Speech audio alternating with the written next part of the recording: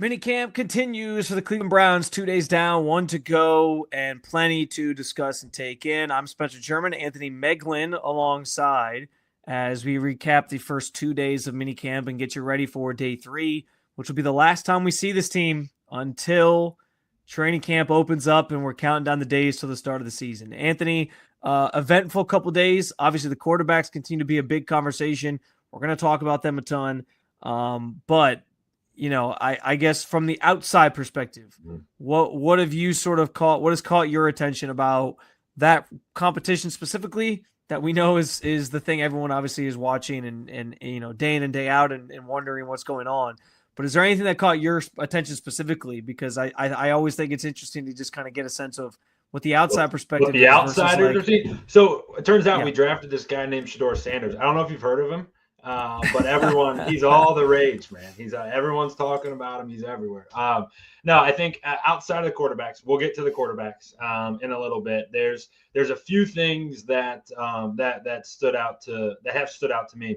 The first is that, and I guess we'll get to this in a little bit, but the running back room feels like it's going to be in good hands, and more so than, hey, Quinshon Judkins is able to run through a bunch of tackles when no one's got pads on and all that stuff. But I think more importantly, what catches my eye is what they're going to do with both Quinshon Judkins and Dillon Sampson on the field at the same time, and switch out Sampson with Pierre Strong and Jerome Ford.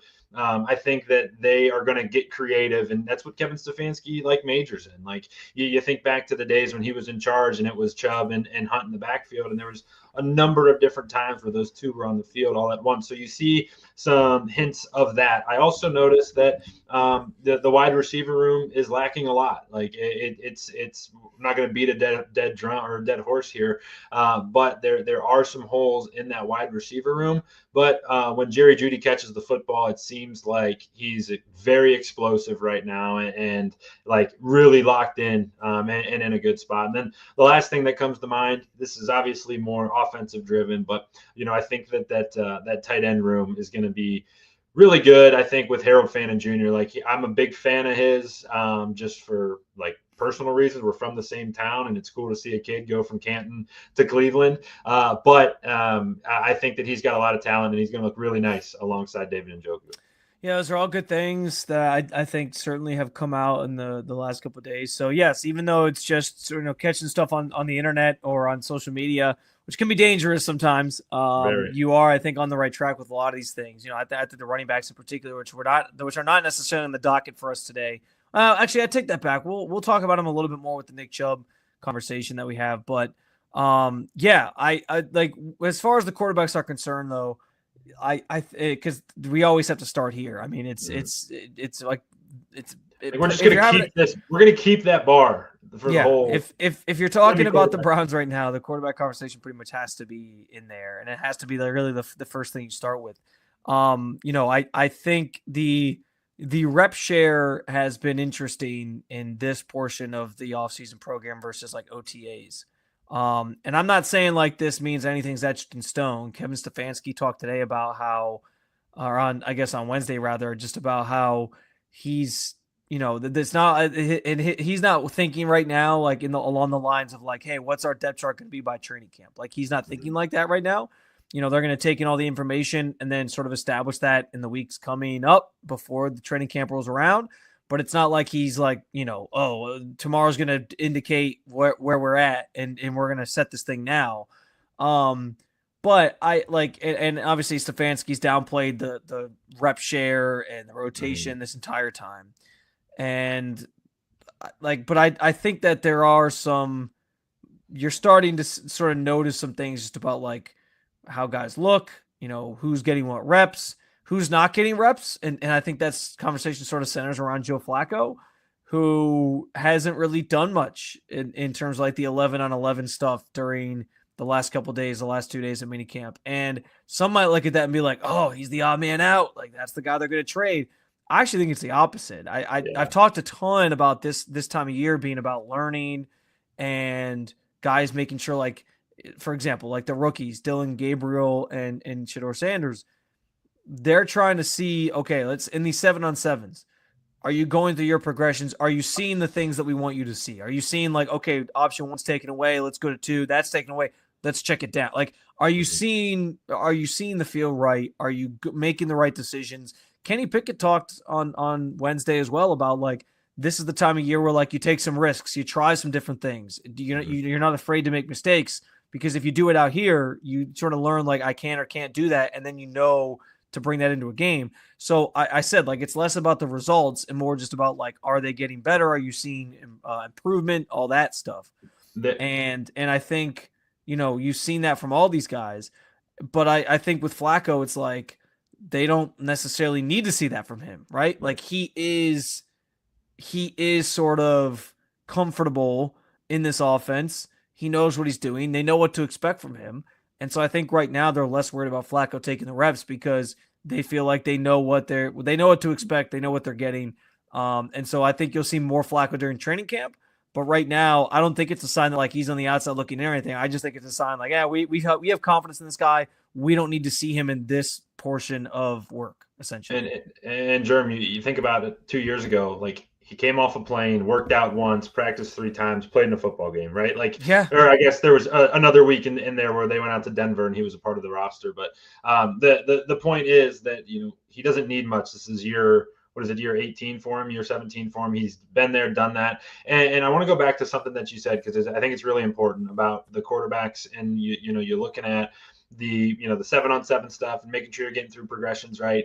There was one clip that stood out to me. It was kind of a back view shot. I wish I would have had it pulled up, but it was like a back corner view shot of Dillon Gabriel throwing what's called a dig route, right? 15 yards by the receiver. They come in. It's typically the 3rd, 4th, or 5th read in a progression. It's always coming into your face as a quarterback. Your primary read is to one side, and then you're coming back, and a dig is one of those. And Gabriel was like a step late, just like a hair late on the throw. And the result was the ball hit his receiver on the back hip, because guess what? A couple things. These receivers, whether they're 4th string, 3rd string, 1st string, doesn't matter. They're the fastest guys that Shedeur and Dillon have ever thrown to. And the defense, these windows close faster than any windows have ever closed. So it's also a speed thing too. That's what I'm trying to get at, is that, you have to learn to play at a different speed, where it's like, hey, you need to know that your 1st and 2nd read aren't open almost with anticipation, because you got to flip your hips and get the ball out to that deep down the field, because these guys can move. Just thought it was really interesting. And that's a lot of how this time is spent for these young guys, and why it's so important for them when you got 2 rookies like this. Get their feet wet, get their speed down. Shedeur made a good comment yesterday about, hey, one of the things I wanted to work on was my speed, the speed in my drop from under center, because it was a little bit slow. All this stuff is new to them, and these are great reps, great time for them to learn that. Joe Flacco knows how to drop back. Kenny Pickett, Shedeur and Dillon have a lot of work to do in those categories. Yeah, I'm glad you brought up those comments from Shedeur, because I think the one thing that hasn't been talked about enough with him is like he's saying all the right things and frankly like doing all the right things. Like he's for all the people outside of the organization who are trying to like make him the quarterback 1 right now and just crown him that. He's basically saying like, no, man, I know I got to earn it. And like he had this whole quote that was basically like, I'm comfortable with what God's plan is. I'm comfortable like waiting my turn. I'm just going out there and trying to get better every day. And that's why like when other people say like, yeah, he's trying to get better every day, and you notice it, and then people are like, get better. He's already great. What are you talking? Like they don't give you any time to like breathe on it. And it's like, this is weird, because even Shedeur is saying, I'm improving. I'm working on this. There's things that I'm trying to work on in these settings. Like you just mentioned, it's just mind-boggling to me. But if go ahead. There's one little thing that came out today. There was somebody, I forget who it was. Wish I could give credit, but they were recording him after practice, just throwing on the run, right? Just like all under center, just getting out. I loved it, because I've done that drill. It's super easy. I've done it 3 million times, where you just kind of run in a circle, throw left, throw right, throw left, throw right. This is something this kid has never done before. He's never been under center, done a hard play action to one way and naked booted out the other way, just because he's never done it in college. Like, these are all new skills for him and Dillon. And I think that part can't get lost in the, hey, we're tracking all their completions, their touchdowns, all that stuff, all that noise. You can't lose the fact that there's a lot of fundamentals that these two have to work on and have to get better at. Yeah, also and obviously it also can't get lost in all those things is the context of who they're doing it against and what groups they're out there with. I actually think Shedeur, these first 2 days of minicamp has looked really good. In in the situations he's been in, he has yet to throw with the ones. We have not seen him throw with the ones. He's thrown with the twos. He's thrown with the threes, and if there's whatever remnants there are of a fourth team, he's done that as well. Dillon has thrown with the ones, and what I think is interesting is like Wednesday, for example. And by the way, I think they actually both had like two of their best days on Wednesday. I think Dillon, like Tuesday, got off to a rough start, and then he got better as practice went on. And the reason I want to bring up like the situations, and how important that is to keep in mind, is because Dillon has struggled when he's out there with the ones. Just being completely candid, he has struggled against the ones. I think he struggled on Wednesday against the ones. A couple incompletions. Ball coming out behind guys or high, and he's missing the targets. And I think that does point to some of the issues that people have pointed out about Dillon Gabriel, which is like, hey, he's undersized. He can't see over this line. So he's, I think, a little bit off on some of his targets at times. Mm-hmm. But then where he's thrived is, hey, he's going against the second team. He's going against the third team. He has looked really good in those reps. And he had probably his best 11-on-11 session on Wednesday against, I think he was with the third team. And he was like marching the offense up and down the field. That was that throw that you mentioned, the dig route over the middle that he completed on a nice pinpoint ball. And there was a couple other passes. There was a really nice one, a boot play, which was reminiscent sort of like how Kevin Stefanski used Baker Mayfield, like got him out on a boot play, hit a guy in sort of like a comeback route near the sideline. Or it might have just been like a crossing route, but I don't remember exactly off the top of my head. But yeah, like he showed some promise in those settings. But again, context, it was against the third team. And I think similarly, like if we're doing that to Dillon Gabriel, you got to keep in mind with Shedeur, he's looked really good as well. I think he's looked like a superior quarterback to Dillon during minicamp, but he's also been doing it against the threes and the twos rather than the first team. So he hasn't necessarily had those reps against the ones where we would see if he struggles or not, because he hasn't been given them yet. Now, maybe that changes on Thursday, but I think that's been my read on. Like, there was a really nice throw from Shedeur that was probably his throw. Like, listen, he had a really nice deep ball on Tuesday that everyone was like oohing and ahhing about, that people were talking about on social media. He had a couple other nice throws on Tuesday. He had a couple nice throws on Wednesday, but I do think like his play of the week so far was he threw a touchdown pass to Brendan Bates, who's a backup tight end for this team. And he gets the snap, looks left. Like, he immediately is looking left to like manipulate the defense, turns back right, and Bates ran sort of this like step out, then go back in sort of slant route, and was wide open over the middle. And he hit him like it was like perfectly timed, like look left, look back right, threw over the middle, found him for a touchdown. It was a beautifully done thing. It was like exactly what you're looking for from a quarterback. Again, against the twos, and that's the context here. But it was a great play. And so like if you're just counting like the head turning throws, Shedeur's the front runner probably of the entire group so far. But if you're keeping in mind like who he's doing it against, and that they're slow playing, I think, with both these rookies. Like there's still reasons why he's probably not ready to start week one. But I do think both these guys have been impressive. Wednesday in particular, I think they both had their best days. But they have shown some progress and already shown that they are going to compete in this group. I actually think Kenny Pickett's probably been the worst of the four. Mm-hmm.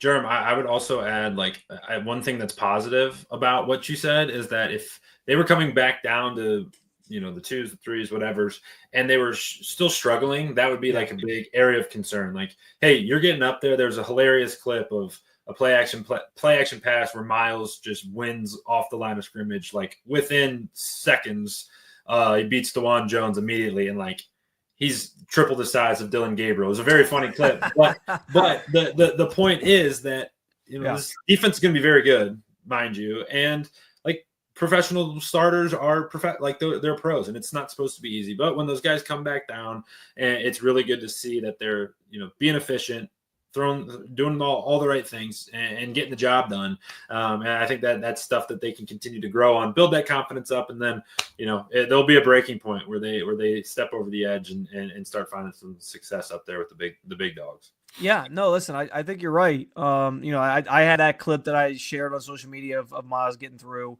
And listen, I think that is the key thing to keep in mind in all this too, is if you believe in either of these guys, if you believe in both these guys, if you believe in one over the other, what they're doing right now, having success against those lower units, is what you want to see. That should give you confidence that they're getting better. Like you want to, if you think they're great, they should be doing that against the lower units on this roster.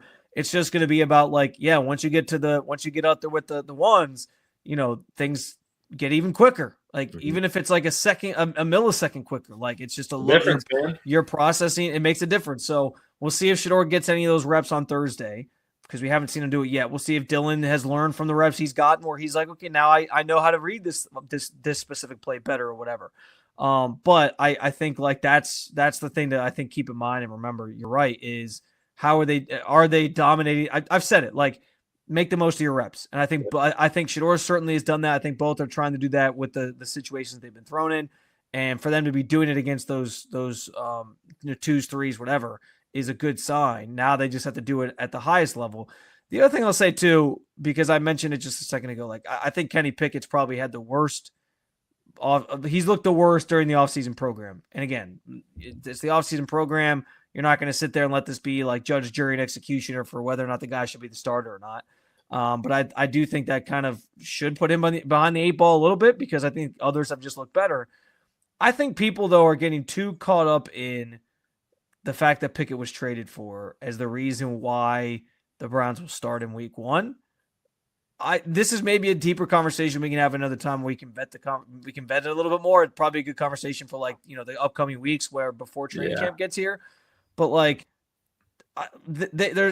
I'll say and exit on this topic specifically, because we want to get to other things, is if what I'm seeing is what they're seeing, they're not going to be able to sell Kenny Pickett to this locker room as hey, he's the guy that's going to make us competitive. If that's what their goal is, maybe their goal is tanking, which then Kenny Pickett makes sense. But they're not going to. They're not going to go into the season and be like, hey, Kenny Pickett's our guy. If he look you can't fool the locker room, right? They're going to know who's looked the best. And if it's not Kenny Pickett, they can't just pull that out of thin air and be like, he's our guy. It's just not going to make sense to me whether they traded for him or not. I think I view that more as just they traded for him before they took 2 rookies. Maybe they didn't plan on taking 2 rookies. Maybe they thought they were getting Kirk Cousins still. Maybe they didn't think they were going to get either Kirk or Flacco. It was right. He's such an insurance policy.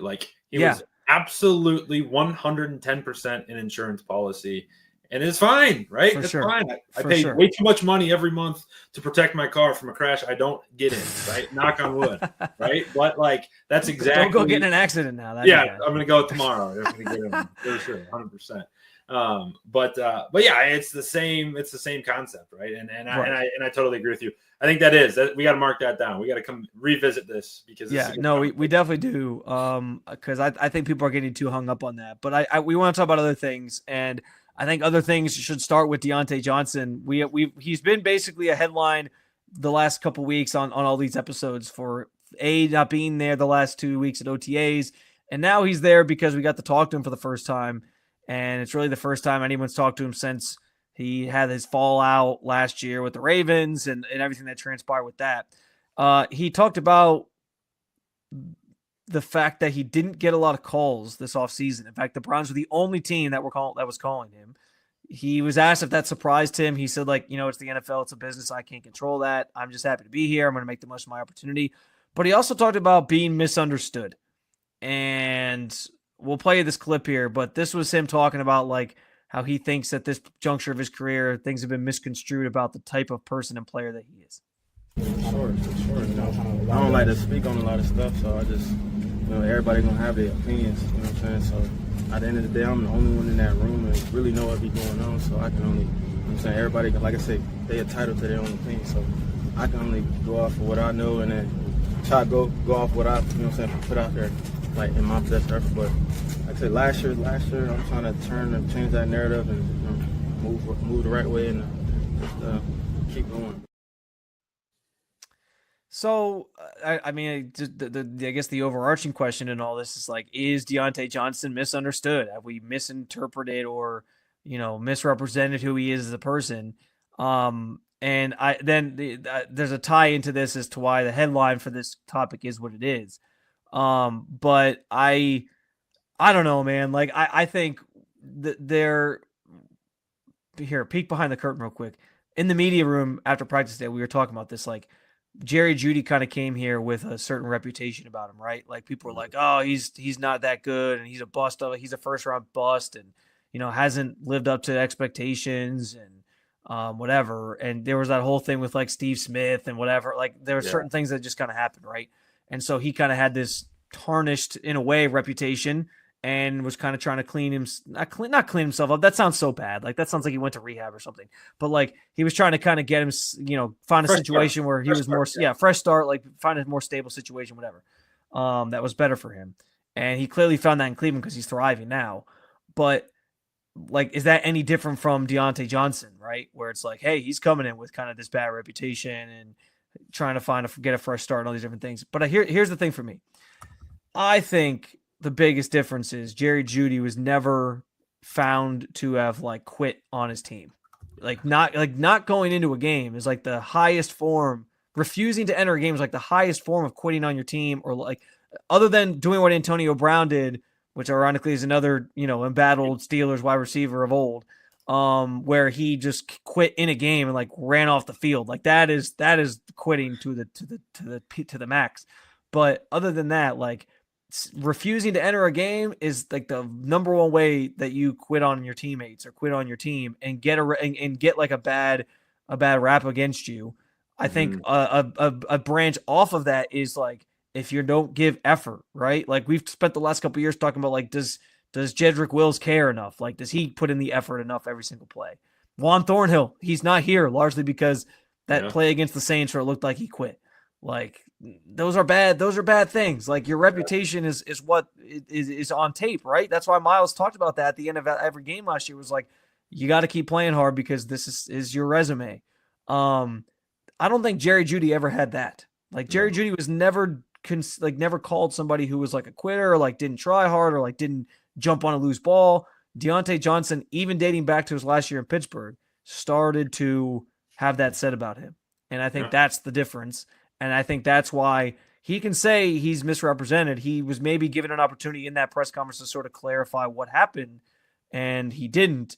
But like questions about his effort in Pittsburgh, and then not jumping on a ball, and then not going into a game against the Ravens. Like, why are those things happening? Is it just a misunderstanding on our end, or is it just that you are this person? And so that's, I think, the thing that's why I think it's an uphill battle for him to convince people of that. And I would also add too, this isn't a guy in his second or first year or third year. Like this is a guy who's entering his 8th season, right? Like, this is a veteran. This is a grown adult, and you can decide those things. You don't accidentally not go into a game. Like that's a decision. And like, okay, let's play devil's advocate.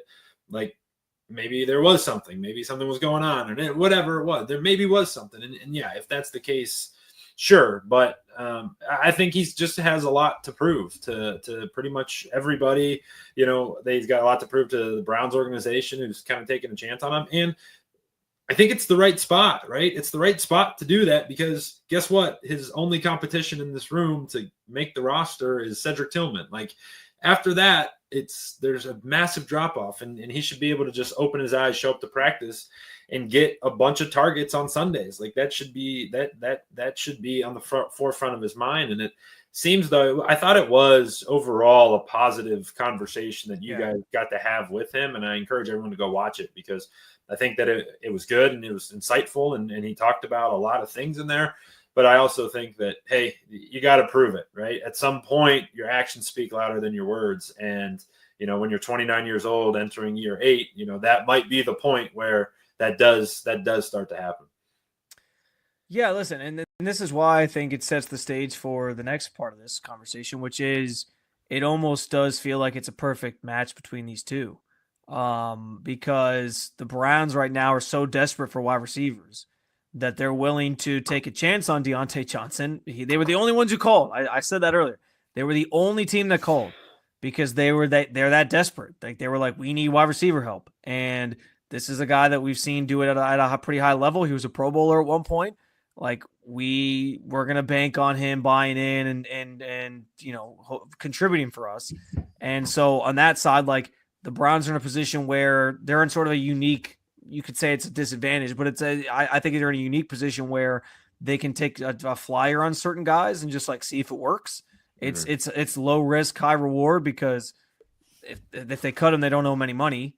And if he plays well, like, maybe he is the guy from Pittsburgh the first 4 years, and then you feel pretty good about things. And then on the flip side of that, like for Deontae, this could be his chance to reestablish himself in the NFL, get another opportunity and stay in this league. And he's on the perfect team to do that with, because this team is lacking so much wide receiver depth and talent that he's going to get opportunities. Like he's going to be running routes for this team. He's going to get chances to catch passes if he sticks. So like that stuff to me, like all matters. So in some ways it's, maybe you don't necessarily want to be in a situation where you're just like taking flyers on guys all the time. But I do think in this instance, like, yeah, this could work out for the Browns if he buys in. And if he is just misunderstood as he's saying, and then they might have this great receiver that makes the room a little bit better than what they thought. So in some ways, I think it's kind of like a perfect fit, or a perfect not even necessarily a perfect fit, but like a perfect match that they're giving this a try.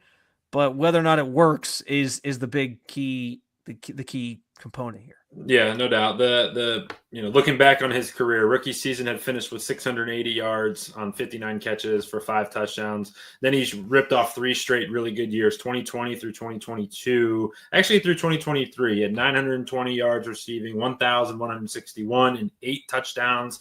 That was in 2021. Then in 2022, he had 882 yards. 2023 had 717.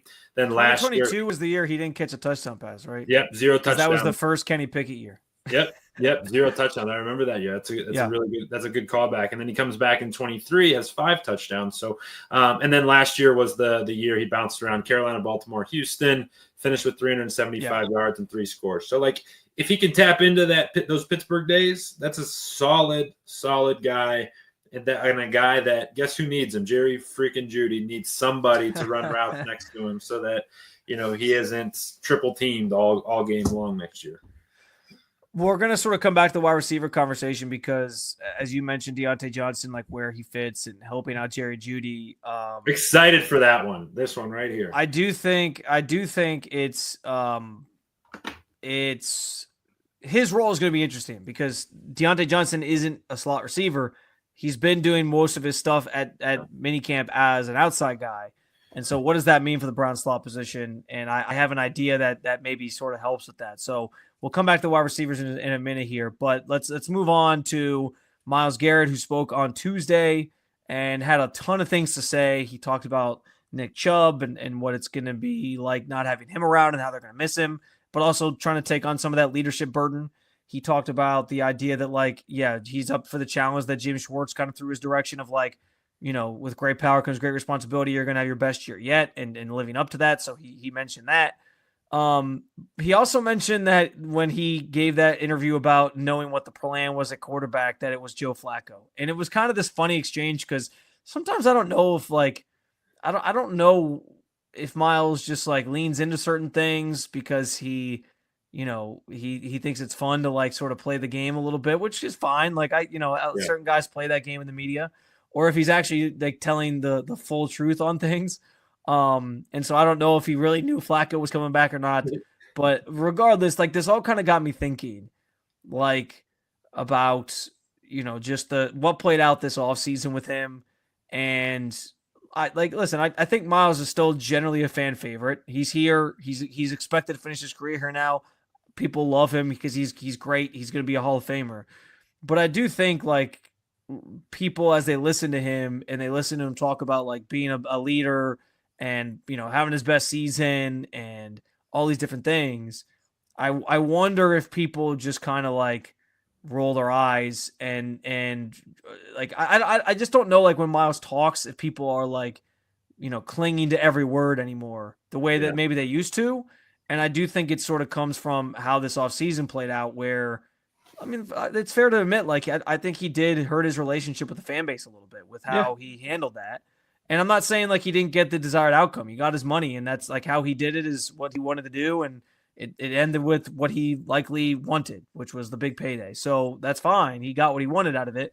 But I still think there is a healing process there. And I guess I just wonder, like, what's it going to take for people to just move past that? Is it just he's here now and he's ours, so we're good? Or is it going to take like him? Because listen, when Jim Schwartz puts the bar at like, I think he's going to have his best season, like that ups the ante on even him. Even somebody like him who's a Hall of Famer already, it ups the ante where it's like, hey, week one, if he's not out there and you don't see him making plays, people are going to be like, so much for that great season. Like they're going to be ready to pounce if he's, because of how this offseason went and how it all played out. So I wonder if it's just him coming out week one and having like 2 sacks against Joe Burrow and everyone's like, oh, I'm back in, or if people are already back on. But I just kind of felt like listening to his press conference, like I feel like people were probably watching that saying like, okay, yeah, like we'll revisit this, right? Like I don't know if they really are like listening and really leaning or buying into everything that Myles Garrett is selling. Yeah, I think you nailed it, right? Like, well, and actually, and real quick, like I guess the largest example of that too is him going from, and this is where I'm sure maybe the right word is disingenuous, but I think fans probably feel like it's disingenuous for Myles, who spent, a little over 2 months or a little over a month, basically talking about how the team sucks, they're not going to win, and then he's asked questions about like why do you feel differently now, and he's just like, yeah, I'm here. Like we're good. Like the communication's good. And I get like when you're in the building and you're getting ready for the season this time of year, there's a lot of excitement from the fans outside, in the building. There's excitement. You're counting down to the season. You're getting closer. You feel football is close. So I get that. But like for him to now have these stances that like, oh yeah, we're going to be better than expected. Like that was one of the things he said in his press conference. I just don't know that people are buying that. And so I wonder what it's going to take for people to like be back on board with the things that Myles is pitching. Yeah, it's a really good point, and I think time's going to tell us our answer on that, because I guess I haven't even thought about it in the way that you posed it, because where my mind went was like, oh my God, it was just 1 week ago everyone was freaking out that he missed those voluntary OTAs, and then the video surfaced of him like looking like a perfect athlete, right? He's freaking jacked right now. He's fast, he's quick, he's everything. You're like, okay, like he did not need to be at the patty cake practices last week. So like I think that stuff's going to come around, but also it's a really good point you make. Like, what does he need to do to win this fan base back? Because like even you see, Browns Twitter is a scary place every day, but these days it's been even scarier. And they post that video and every comment's like, didn't you just say we sucked, and all that stuff that you just laid out. I think it's an interesting point, and one that, I guess time is going to tell us our answer on it. Yeah, I'd like to think that it's just going to take like that first great game. That first good game. Because cool. as I've been saying, like he got paid to do that. Like he got paid to deliver on Sundays. And Myles Garrett is you can generally count on Myles Garrett being the game record that he's paid to be. So I don't know. My guess is like that's the answer. Yeah. But I think right now, like a lot of what he's going to say is just going to kind of like people's eyes are going to gloss over, and they're just going to kind of not give much credence to it, because I think when you're ripping the team for a month and then all of a sudden it's like, hey, everything's good. Like we're going to be better now. We got Joe Flacco, and it seems like that's the like I don't know him. Yeah. Him, if that's really who he was talking about when he was asked that question about like, hey, who's, you have an idea what the plan is at quarterback, and he had that big smile on his face, like smile from ear to ear, and the answer was Flacco. I mean, again, this is why I think he kind of leans into this stuff for the sake of the media, because like it can't be. It's actually impossible. I think he knows that like Flacco would be, it would make people smile because people love Flacco in this town. But like, is that really, when he was sitting there on Radio Row saying like, I want to play with a quarterback like Jaden Daniels, is that really who he was thinking of when he was talking about that? Like Joe Flacco at 40? Like, I don't think so. Like, also, Flacco was very open about the fact that he didn't even think he was coming to Cleveland. It actually can't. It actually couldn't be true. That's actually a really good point. He did. Yeah, that's a like, really, really good point. Flacco was like, yeah, they weren't even on my radar until they called me. I was playing golf. Like, it was like what? It was like a week before he signed. And it's like, something's not adding up here. The math ain't mathin', as the kids said. I mean, maybe they told him it was Kirk Cousins and he was excited about that, and then Kirk Cousins didn't actually happen. Like, I was coming out of retirement, right? Maybe they told him Kirk Cousins was like on the table or something. I don't know. But yeah, I think I just think it's going to take time for Browns fans to like buy back into Myles in some respects. Somebody who is not going to take Browns fans a lot of time to buy back into, in fact, they already bought into him in exit, is Nick Chubb. He signed his deal with the Texans earlier this week. He actually spoke for the first time on Wednesday. And the reason I want to get to this, Megs, is because he had some interesting comments about like where he's at health-wise. And somebody flat out asked him, like, where are you at after a season-ending injury in 2023 and a season-ending injury in 2024? And he said that he's put it behind him. He's over that hump. He's been training all offseason. He actually had like a legit normal offseason to just train and do the stuff that he always did leading up to a season. And so he feels really good. He said he feels the best he's felt in a really long time. And he added the context of like, it was always going to take a couple years from the knee injury to get back to being myself. And so this is where I think like the regrets or seller's remorse, as you called it in the title here, come into play. Because man, like if he even looks just like better be right. Yeah, like if he even looks like 80-90% himself, like I don't even know if it matters what the rookies look like here in Cleveland. There's going to be fans who are like, why didn't we bring this guy back? Like, why?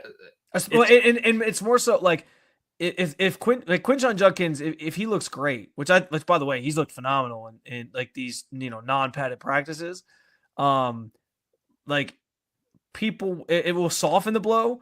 But like if the Browns suck while he's being great, there's gonna be a lot of people who are like, hey man, Nick Chubb, like look what if he's out in Houston, like putting up 1,000-yard season and like scoring a bunch of touchdowns and looks like himself, people are just gonna be mad because they're gonna be like, we stink, and it would be nice to have Nick Chubb on this team because we love Nick Chubb. Yes. So okay, I think that's a perfect point to exactly what I want to say. And this is, I don't have any inside information, I haven't heard anything, but the way that I'm viewing this is that the Brown, like there's two people that have to make a decision here, right?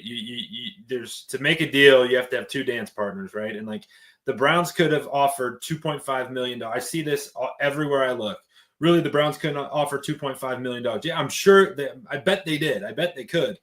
Nick Chubb also has to want to come and be the third option on this team, right? And that's not to say he went down to Houston to be the first option and then he thinks he's going to play over Joe Mixon. But my guess is, and just looking from the outside in, hey, Nick, we're going to bring in at least one rookie, maybe a couple, and you're going to mentor them and you're going to get a couple carries and people are going to be in the stands chanting Chubb, Chubb, Chubb, Chubb, Chubb, as we always did. And you're going to have to be happy with it. And did he want to do that? I don't know, and being the guy that we all know that he is, he wants the ball in his hands. And, I think that's potentially part of it too. Like there has to be two people in this thing that want it to work. And I think the Browns definitely wanted him to come back at a certain price tag. And I bet he wanted to go somewhere where he could run the ball and guess what? Compete to win too. Like this Browns team, we're going to get excited about it, but he went to a team that's been to the playoffs twice and has one of the young, great rookie quarterback or the next great young quarterbacks that this league has seen. I think that part you can't get lost that, maybe he didn't want to come back to Cleveland. Yeah, and listen, we don't have the full context of how those conversations went right now. Maybe we'll never get it. Maybe we'll find out one day. Mm-hmm. Andrew Berry though did set the stage for like this could potentially happen back at the combine. Like they talked at the draft too. Yeah, even then he was saying like he's going to test free agency, and we all kind of it was a much different tone from a year prior where it was like we don't want to see Nick Chubb's career end like that. Like we want him back. Like this year it was like we'll see. Like, so I think that was pretty telling. And then they drafted the two running backs and it was like, okay, writing's on the wall. And then they renegotiated Jerome Ford's contract and it was like, okay, now writing's really on the wall. So I listen, not to say that it's made it any easier, but in terms of like, will there be, seller's remorse? Will there be regrets? there's always going to be a contingent of Yeah. fans that if Nick Chubb's great, they're going to miss him. But what I think should soften the blow is the fact that I think Quinshon Judkins is going to be really good. Mhm. And I'm not going to just solely base that off of just like non-padded practices because, anybody can look like a gym class hero in some of these settings. So I get that, but he looks the part. He's been fantastic. There's been a couple plays where like he's just made these like ridiculous cuts and like bounced it outside or like up the middle, makes the guy miss and he's gone. So I think that should help. I don't know if it adds pressure on him that he's kind of the successor to Nick Chubb. I say no because it's the running back position. And I think like trying to say he needs to be Nick Chubb is just irresponsible because no one's going to be Nick Chubb in terms of his aura. And listen, like the last couple of years with Nick Chubb, not even the last couple of years, like throughout the Nick Chubb tenure, you saw that like you can have a great running back and maybe all you get to show for it is one playoff win in 6 years, whatever, 7 years. So like it's great to have, but I don't know that he needs to be like elite and like Hall of Fame great. If he's just a really, really great back, if he's a great back, if he's a really, really good back and he's consistent for you and you're winning football games, that's going to be more important to people ultimately, I think, than if it's Nick Chubb doing it or not. I get it stinks. The Browns clearly didn't see enough to bring him back to feel like he was going to get close to the guy he used to be based off the 8 games he played in. It's an unfortunate ending to his tenure.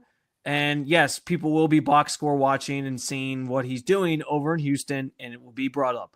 But I don't know that it will, unless he puts up like a 2,000-yard season, man. Like I don't think it has to be this thing where it's like, well, Sellers Remorse, they really screwed this up. If as long as Quinshon Judkins is on top of that, having a solid season of his own, I think it's water under the bridge. Yeah, and there's two things that I would add to that. The first is that his deal is a 1 year $2.5 million deal, incentives up to 5. Like every team in the NFL could have offered that, right? Like every single one of them could, and not to say, and he made a comment today. I didn't watch the full clip.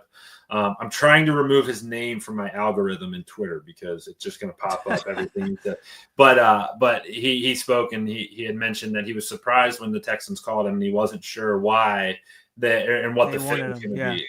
So it's like, okay, and this is just reading into just comments, but like every team could have made that offer, and maybe only a couple did. So I think that the market's kind of telling you, what it is. But also too, like I want to get your thoughts on this because when it was official on Monday or whatever, Tuesday, and the Browns did like a full media tour of like hype or thank you video and thank you pictures and Jimmy and D Haslam saying he's going to be in the Ring of Honor, which I think is awesome. Like that's going to be amazing and it's so well deserved. But did you find it kind of odd that they went like they were going like they like were smashing the button of like thank you Nick Chubb, we didn't re-sign you, but we love you and we thank you. I don't know. I found it to be interesting. That they did that.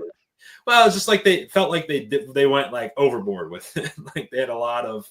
Everybody was tapping in. See, because I think people were upset they didn't. Like I heard a lot of people saying they were upset that like that was the day the Browns were doing their media day stuff, like Quinshon video, and they were like, "You're showing us all this nonsense." One Nick Chubb's like out here about to sign somewhere else. Like why? And I think it was mostly just like logistically they weren't going to comment on it until he was officially signed. Yeah. But. Yeah, like I like people were like, you're just trying to like distract us from not talking about Nick Chubb. And then once it happened, it was like I thought it was classy what they did. They put the video out. I mean, it's hard because he was such a figurehead of this organization. They like the Haslam's already promised he's going in the Ring of Honor one day. So cool. So I think he deserved to have something said.